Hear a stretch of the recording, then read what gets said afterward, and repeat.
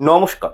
আজকের এই প্রোগ্রামে আলোচনা করব যারা ধরুন প্ল্যানিং করছেন নতুন কোনো জমি কিনবেন বাড়ি নির্মাণের জন্য, বা যারা অলরেডি জমি কিনে ফেলেছেন এবং বাড়ি নির্মাণের কাজ শুরু করবেন, তাদের জন্য আজকের এই অনুষ্ঠানটি বলতে পারি খুবই গুরুত্বপূর্ণ।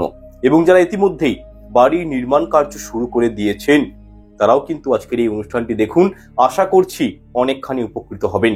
কারণ জমির গুণাগুণ এবং তার পারিপার্শ্বিক অবস্থিতি কেমন হবে, জমির আকার আয়তন, জমির ঢাল কোন দিকে হওয়া উচিত, তথা জমির বাইরে বেরোনো জলের গতিমুখ কোন দিকে হবে, তথা বাড়ির পারিপার্শ্বিক অবস্থিতি কিরকম হওয়া উচিত, শুধু তাই নয়, বাড়ির সীমানা প্রাচীর কিরকম হওয়া উচিত, বাড়ির উচ্চতা কোন দিকে বেশি থাকা উচিত, কোন দিকে কম থাকা উচিত, বাড়ির প্রধান দরজা অর্থাৎ সদর দরজা কোন দিকে করবেন, বাড়িতে সিঁড়ি কিভাবে নির্মাণ করবেন, এছাড়াও জল সরবরাহের ব্যবস্থা কোন দিকে করা উচিত, সেপটিক ট্যাঙ্ক কোন দিকে লাগাবেন, টয়লেট কোথায় স্থাপন করবেন, ইলেকট্রিক বোর্ড বা বিদ্যুৎ সরবরাহ ব্যবস্থা কোন দিকে গৃহের মধ্যে রাখা উচিত, এছাড়াও বেসমেন্ট, গ্যারেজ, বাগান, বেডরুমের দরজা কোন দিকে করবেন, এছাড়াও বেডরুমের জানালা, শয়নকক্ষে বিছানার অবস্থান, শয়ন পদ্ধতি, বেডরুমে আলমারির অবস্থান, ড্রয়িং রুম, রান্নাঘর,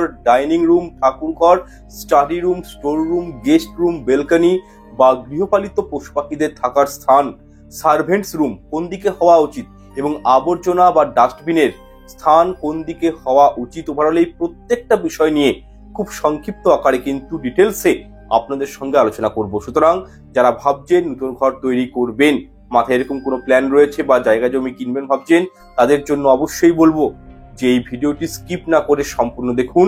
একটা এই বিষয়ে সম্মুখ জ্ঞান আপনাদেরকে কিন্তু আমি অবশ্যই আজকের এই অনুষ্ঠানে প্রদান করব। যাই হোক, আমি অনুষ্ঠানটির একদম মূল বিষয়ে চলে যাচ্ছি। আপনারা মন দিয়ে অনুষ্ঠানটি দেখুন।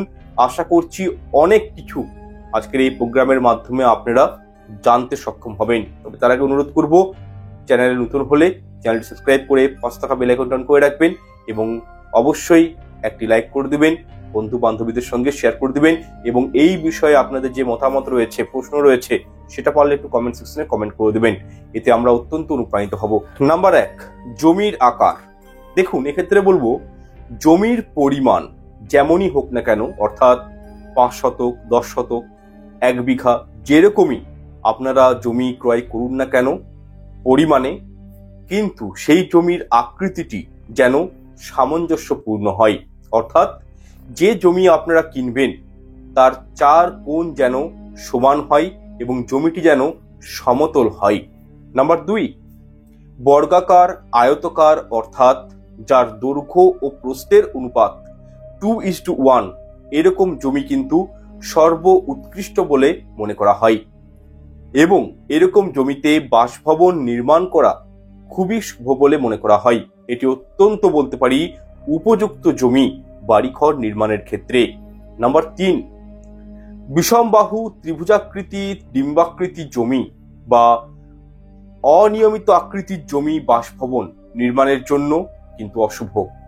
অর্থাৎ জমির পশ্চিম, পূর্ব, উত্তর অথবা দক্ষিণের কোনো একটা অংশ হয়তো অনেকটা বেরিয়ে রয়েছে, বা জমিটা যদি টেরাবেঁকা টাইপের হয়, বা জমির পশ্চিম দিক অথবা দক্ষিণ দিক সরু কিন্তু পূর্ব দিক খুব চওড়া, বা যে জমিটি দেখতে অনেকটা ওভালের মতন অর্থাৎ ডিম্বাকৃতির মতন, সেক্ষেত্রে এরকম জমির মধ্যে কখনোই বাড়ি নির্মাণ করা কিন্তু উচিত নয়। বাড়ি নির্মাণের জন্য এরকম জমি কিন্তু সুইটেবল নয়। নাম্বার 4, দেখুন জায়গা যখন কিনবেন রাস্তার অবস্থান ও ঢাল অবশ্যই ভালো করে দেখে নেবেন। বাড়ির চারিদিকে বা 3 দিকে রাস্তা অত্যন্ত শুভ বলে মনে করা হয়। মানে ধরুন আপনার বাড়িটা রয়েছে, আপনি যে জায়গাটা কিনেছেন সেখানে বাসভবন নির্মাণের পর যদি আপনার বাড়ির 3 দিকে রাস্তা পেয়ে যান, তাহলে এটিকে সব থেকে শুভ বলে কিন্তু অ্যাজ পার বাস্তুশাস্ত্র মনে করা হচ্ছে।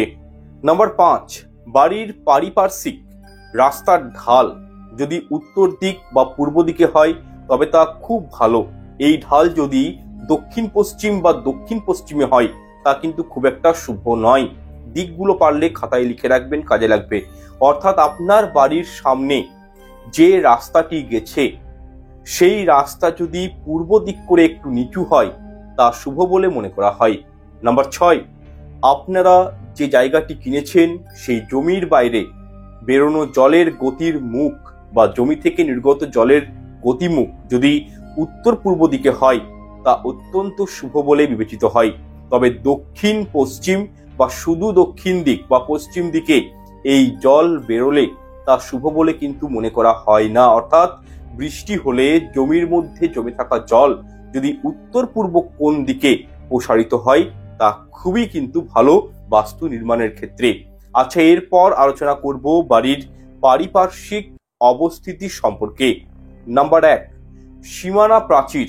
দেখুন, বাড়িতে কিন্তু আমরা প্রত্যেকেই নির্মাণের পর একটা কিন্তু ছোট্ট হলেও বাউন্ডারি দিই এবং এটাকে বলা হয় যে জায়গা মানে 1 ফুট জায়গা ছেড়ে আমরা কিন্তু এই বাউন্ডারিটা দিয়ে থাকি।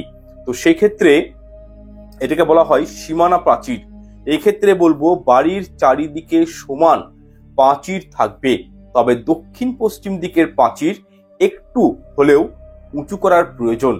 যদি না করতে পারেন কোনো অসুবিধা নেই, অ্যাটলিস্ট চারিদিকের প্রাচীর কিন্তু সমান অবস্থায় যেন থাকে, যেন আপ ডাউন যেন প্রাচীরের মধ্যে না থাকে, এই বিষয়টা কিন্তু মাথায় রাখবেন। নাম্বার 2, উন্মুক্ত জায়গায় অবস্থান।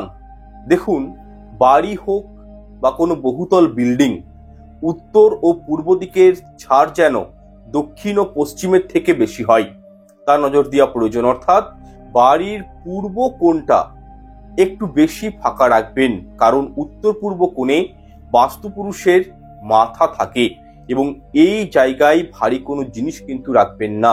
এবং বাস্তুর যেটা দক্ষিণ পশ্চিম কোণ রয়েছে তার তুলনায় উত্তর পূর্ব জায়গাটা একটু বেশি খালি রাখা প্রয়োজন।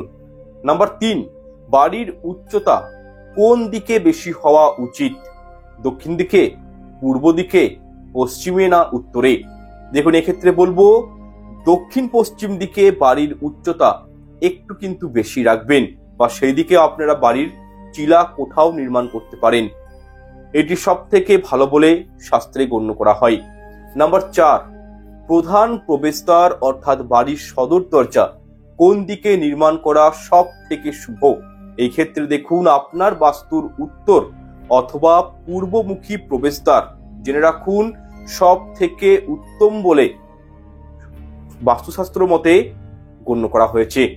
নাম্বার 5, বাড়ির সিঁড়িঘর কেমন হওয়া উচিত? দেখুন, একটা নতুন বাড়ি নির্মাণের ক্ষেত্রে যখন সিঁড়িঘর তৈরি করবেন সেক্ষেত্রে মাথায় রাখবেন সিঁড়িটি যেন ক্লকওয়াইজ অর্থাৎ ঘড়ির কাঁটার মতন উপরের দিকে উঠে যায় এবং সিঁড়ির ধাপ বা স্টেপগুলো যখন কাউন্টিং করবেন তখন দেখবেন যেন সিঁড়ির স্টেপ 11, 17, 41, 44 এবং 56টি হয়। এই স্টেপগুলো কাউন্ট করে করবেন। আপনারা কি করবেন, প্রথম ধাপে 11টা বা 17টা, 41টা, মানে এরকম একটু বিজোড় সংখ্যায় এই স্টেপগুলো রাখার চেষ্টা করবেন। নাম্বার 6, যারা 3 তলা বা 4 তলা ঘরের পরিকল্পনা করছেন তারা লিফট কোথায় বসাবেন, অর্থাৎ বাস্তুর কোন দিকে লিফট বসানো উচিত? সেক্ষেত্রে বলবো আপনার বাস্তুর যেটি দক্ষিণ দিক রয়েছে বা যেটি দক্ষিণ পশ্চিম দিক রয়েছে সেই দিকে লিফট বসাতে পারেন। নাম্বার 7, জল সরবরাহ ব্যবস্থা অর্থাৎ কুয়ো বা হ্যান্ডপাম্প, টিউবওয়েল বা আন্ডারগ্রাউন্ড ওয়াটার রিজার্ভার এর আদর্শ জায়গা কোনটি? এক্ষেত্রে বলবো বাড়ির উত্তর অথবা পূর্ব দিক বা উত্তর পূর্ব দিকে। তবে হ্যাঁ, দক্ষিণ পশ্চিম দিকে কখনই কুয়ো বা জল সংরক্ষিত করার ব্যবস্থা করবেন না। আরেকটি বিষয় মাথায় রাখবেন, ওভারহেড ট্যাঙ্ক অর্থাৎ জলের ট্যাঙ্কি দক্ষিণ পশ্চিম দিকে করে রাখবেন। কখনো এটি আবার উত্তর পূর্ব দিকে এই ট্যাঙ্কটি রাখবেন না, কারণ আমি আগেই বলেছি উত্তর পূর্ব দিকটা হচ্ছে বাস্তু পুরুষের মাথার দিক এবং এই দিকে কোনো প্রকারের ভারী বস্তু রাখতে নেই। নাম্বার 8, আচ্ছা, নতুন বাড়ি বা ফ্ল্যাট করার ক্ষেত্রে সেপটিক ট্যাঙ্ক কোথায় স্থাপন করা উচিত? এক্ষেত্রে বলবো দেখুন, বাড়ির উত্তর পশ্চিম কোণে সেপটিক ট্যাঙ্ক রাখবেন এবং মধ্যস্থলে মাটির নিচে সেপটিক ট্যাঙ্ক করা সবচেয়ে ভালো। এবং এই বিষয়ে হাজারো মানুষের এখনো পর্যন্ত কনফিউজ রয়ে গেছে যে সেপটিক ট্যাঙ্কটা কোথায় রাখবো। অবশ্যই এক্ষেত্রে আমি পুনরায় বলছি, বাড়ির উত্তর এবং পশ্চিম কোণে, মানে উত্তর পশ্চিম কোণ যেটা বাড়ির আপনার বা বাস্তুর, সেই কোণে কিন্তু সেপটিক ট্যাঙ্কটি রাখবেন। নাম্বার 9, শৌচাগার বা বাথরুম টয়লেট কোথায় করবেন? বাড়ির দক্ষিণ পশ্চিম অথবা শুধু পশ্চিম বা দক্ষিণ অথবা উত্তর পশ্চিম দিকেও আপনারা কিন্তু এই শৌচাগার বা টয়লেট স্থাপন করতে পারেন। তবে সব থেকে ভালো হয় যদি দক্ষিণ পশ্চিম কোণে শৌচাগার স্থাপন করেন। তবে কখনোই বাড়ির ঈশান কোণ অর্থাৎ উত্তর পূর্ব কোণে শৌচাগার বা টয়লেট নির্মাণ করা উচিত নয়। গোটা বাড়িটাকে নষ্ট করে দেয়, বাড়ির বাস্তুকে শেষ করে দেয়।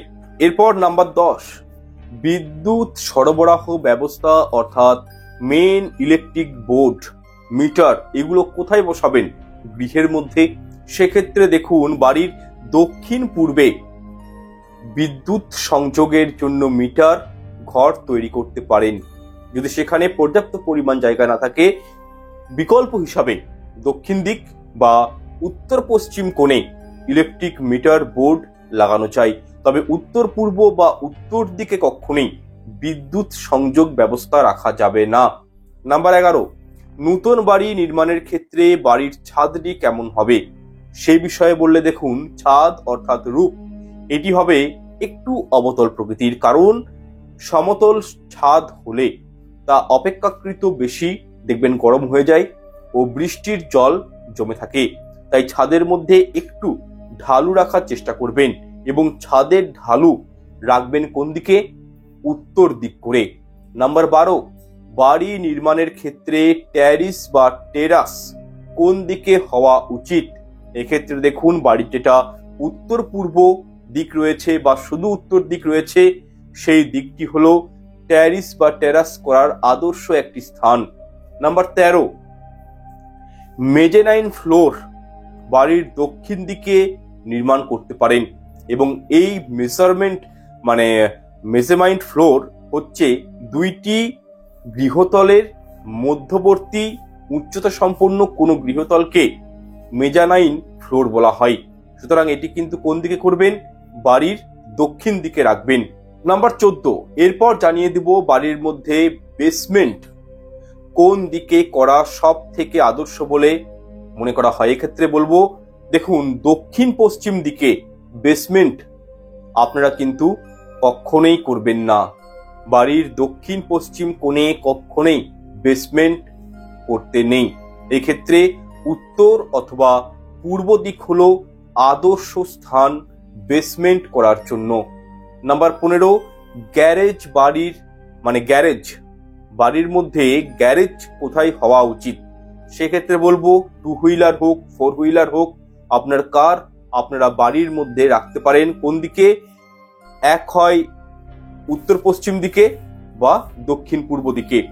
আপনারা এক্ষেত্রে এই বিষয়টা একটু মাথায় রাখবেন, উত্তর পশ্চিম দিকেও রাখা যায়, দক্ষিণ পূর্ব দিকেও রাখা যায় এবং কি পূর্ব দিকেও রাখতে পারেন।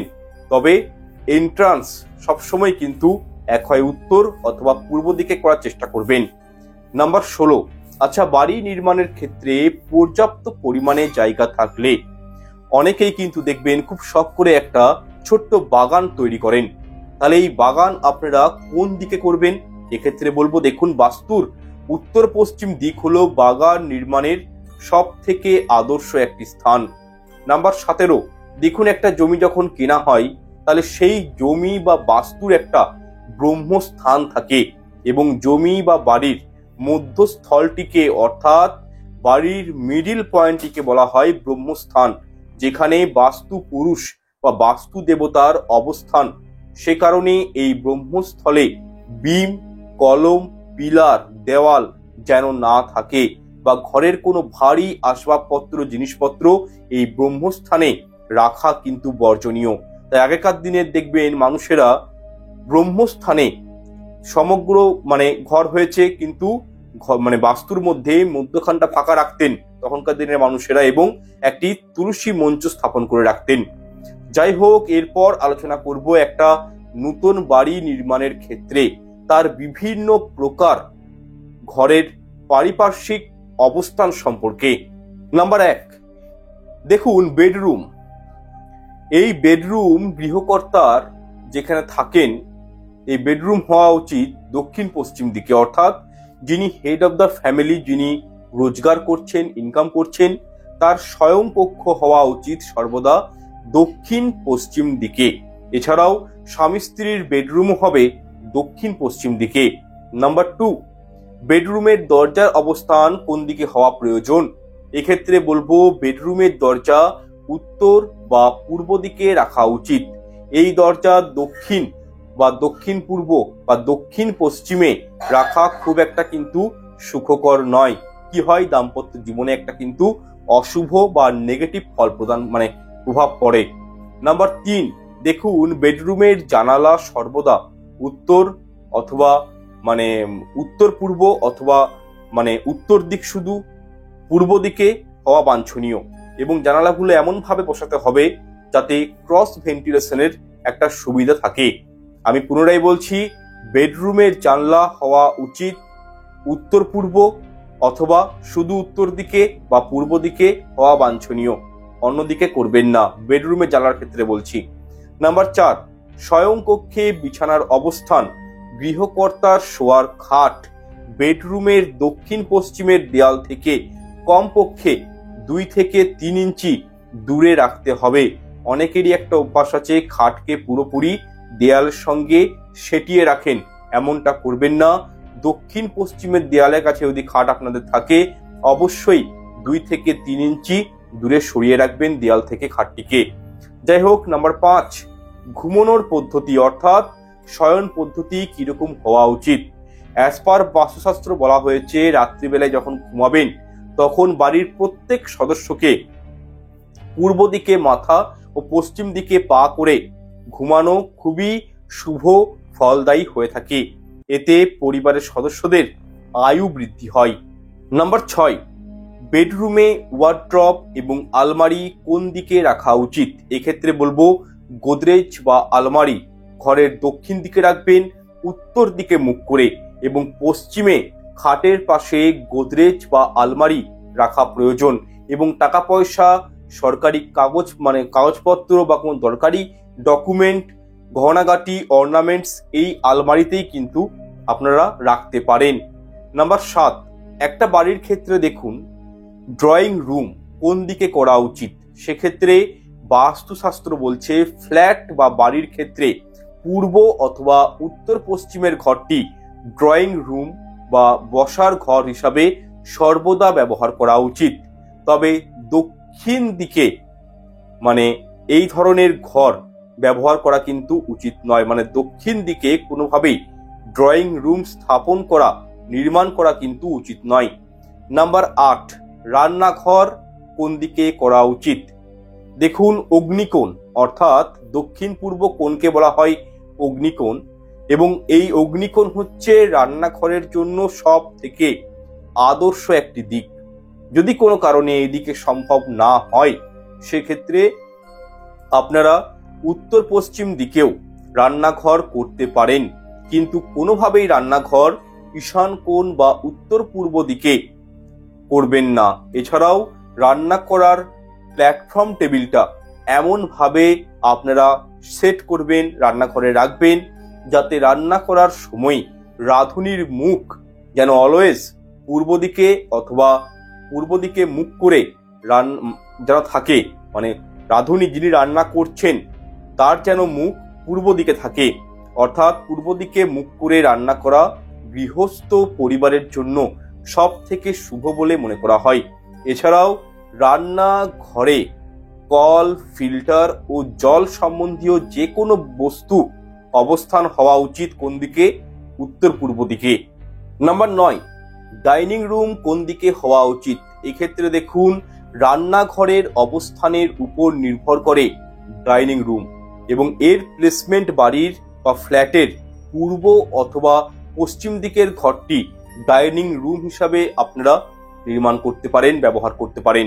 নাম্বার 10, ঠাকুর ঘর কোন দিকে হওয়া উচিত একটি নতুন ঘর তৈরি করার ক্ষেত্রে? সেক্ষেত্রে বলবো ঈশান কোণ অর্থাৎ উত্তর পূর্ব কর্নারে ঠাকুর ঘর বা ঠাকুরের সিংহাসন রাখুন, এবং উত্তর মুখে বা পূর্ব মুখে বসে যাতে পুজো করা যায় সেইভাবেই দেবদেবীদের মূর্তি নিজের গৃহের মধ্যে স্থাপন করুন। দেখুন, একটা বাস্তুর মধ্যে, একটা ঘরের মধ্যে সব থেকে পবিত্র জায়গা হলো বাড়ির ঈশান কোণ অর্থাৎ উত্তর পূর্ব কোণ। কারণ এই উত্তর পূর্ব কোণ অর্থাৎ ঈশান কোণ নেই কিন্তু বাস্তু পুরুষের মস্তকটা বিদ্যমান থাকে, উনার মাথা থাকে উত্তর পূর্ব কোণে এবং স্বয়ং শিবজির স্থান হচ্ছে উত্তর পূর্ব কোণ। সুতরাং এই কোণটিকে কোনোভাবেই নষ্ট করবেন না এবং ঠাকুর ঘর ব্যতীত অন্য কোনো ঘর এই কোণে কিন্তু নির্মাণ করবেন না। নাম্বার 11, স্টাডি রুম কোন দিকে করা উচিত? সেক্ষেত্রে বলবো উত্তর পূর্ব কোণে ঠাকুর ঘরের আশেপাশে স্টাডি রুম করা সবচেয়ে ভালো। সম্ভব না হলে উত্তর পশ্চিম কোণেও স্টাডি রুম করা যেতে পারে এবং পড়াশোনা করার সময় যেন আপনাদের মুখটি থাকে পূর্ব দিকে। এইভাবে স্টাডি রুমে টেবিলের অ্যারেঞ্জমেন্ট করবেন। নাম্বার 12, আপনারা স্টোর রুম বা বসার রুম ঘর কোন দিকে করাটা উচিত? সেক্ষেত্রে দেখুন, রান্নাঘরের উত্তর পশ্চিমে ভাড়ার ঘর করা বাঞ্ছনীয়। যেটা আপনাদের বাস্তু রয়েছে তার যেটা উত্তর পশ্চিম ঘর রয়েছে দিক রয়েছে, সেই দিকে কিন্তু ভাড়ার ঘর করতে পারেন বা স্টোর রুম করতে পারেন। তবে শুধু পশ্চিম দিকেই আপনারা কিন্তু এই স্টোর রুমটা কিন্তু করবেন।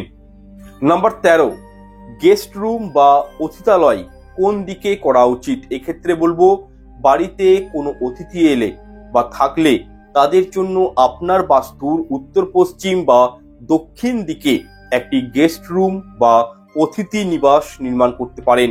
নাম্বার 14, ব্যালকনি বা ঝুল বারান্দা বাড়ির সবসময় উত্তর পূর্ব দিকে করার চেষ্টা করবেন, এটি হলো আদর্শ স্থান। নাম্বার 15, গৃহপালিত পশু পাখিদের থাকার স্থান কোন দিকে করা উচিত?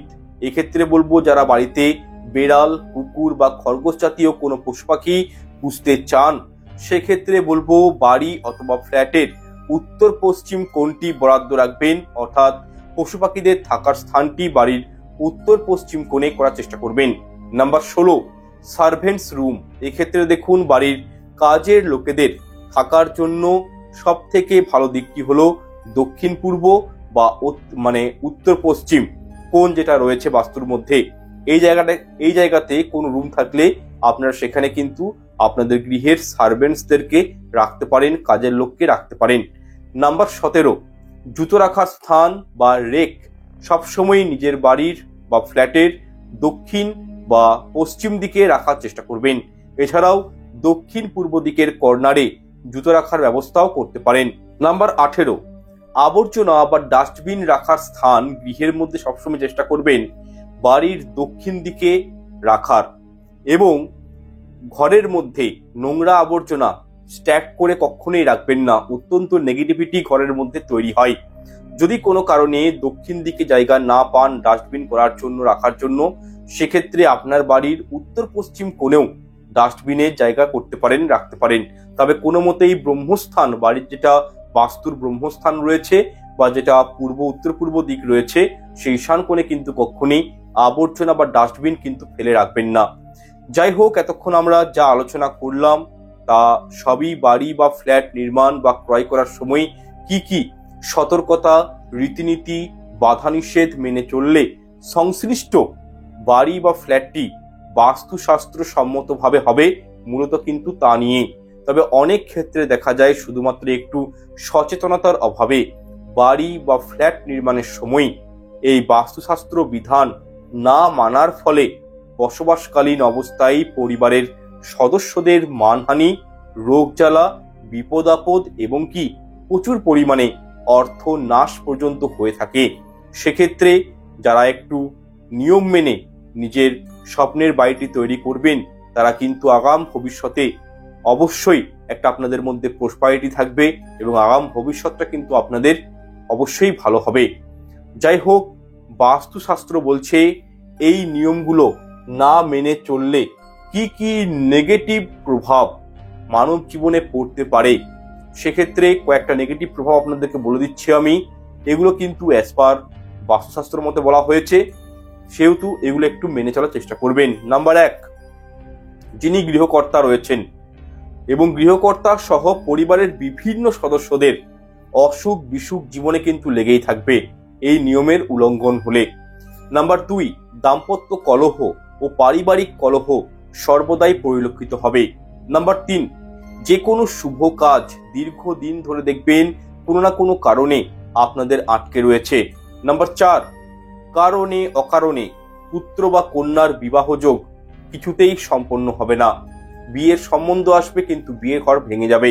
নাম্বার 6, সন্তানের পড়াশোনার রেজাল্ট দিন প্রতিদিন খারাপের দিকে চলে যাবে। নাম্বার 7, জলের মতন অর্থ রোগের পিছনে হোক বা অন্য কোনো কারণে কিন্তু টাকা বেরিয়ে যাবে এবং সুখ সমৃদ্ধি উন্নতিতে বিভিন্ন রকম বাধা বিঘ্ন ইত্যাদি ইত্যাদি জীবনে কিন্তু নেমে আসবে। এই নানান সমস্যায় কিন্তু জড়িয়ে পড়তে পারেন। শুধু তাই নয়, কোর্ট কেস মামলা এগুলোর মধ্যেও কিন্তু জড়িয়ে পড়তে পারেন যদি বাস্তুতে কোনো সমস্যা তৈরি হয়। যাই হোক, আমি পুনরায় বলছি, যেগুলো নিয়ে আমি আজকে আলোচনা আপনাদের সঙ্গে করলাম সেগুলোর প্রতি একটু অবশ্যই সতর্কতা অবলম্বন করবেন, একটু যত্নবান হবেন, এতে আপনাদেরই কিন্তু ভালো। যাই হোক, দৈনন্দিন নিত্য জীবনে যে বিষয়গুলো আমাদের প্রয়োজন হয়, জানা যে জিনিসগুলো প্রয়োজন, সেই অনুষ্ঠানগুলো আমি কিন্তু আপনাদের সামনে নিয়ে আসি যাতে করে আপনাদের জীবনটা একটু ডেভেলপমেন্ট হয়, যেন আপনারা একটা নলেজ পেয়ে যেন নিজেদেরকে একটা ভালো জায়গায় রাখতে পারেন। যাই হোক, আজকে অনুষ্ঠানটি দীর্ঘায়িত করছি না। অনুষ্ঠানটি ভালো লাগলে অনুরোধ করবো যে লাইক কমেন্ট শেয়ার করতে ভুলবেন না। একটা ভিডিও বানাতে অনেক ইনফরমেশন সংগ্রহ করতে হয়, অনেক বই খাটাখাটি করতে হয়, তাই অনুরোধ করবো যে আপনাদের জন্য যেটুকুনটি পরিশ্রম করি না কেন আমি, আপনারা অবশ্যই যেন ভালো থাকেন তার জন্যই পরিশ্রম করি এবং আপনারা একটু সাপোর্ট করবেন যেন সামনের দিকে আরো এগিয়ে যেতে পারি, এটুকু অনুরোধ করব। যাই হোক, ভালো থাকুন, সুস্থ থাকুন, দেখা হচ্ছে পরের কোনো অনুষ্ঠানে। আজকের জন্য বিদায় নিচ্ছি। নমস্কার, ধন্যবাদ।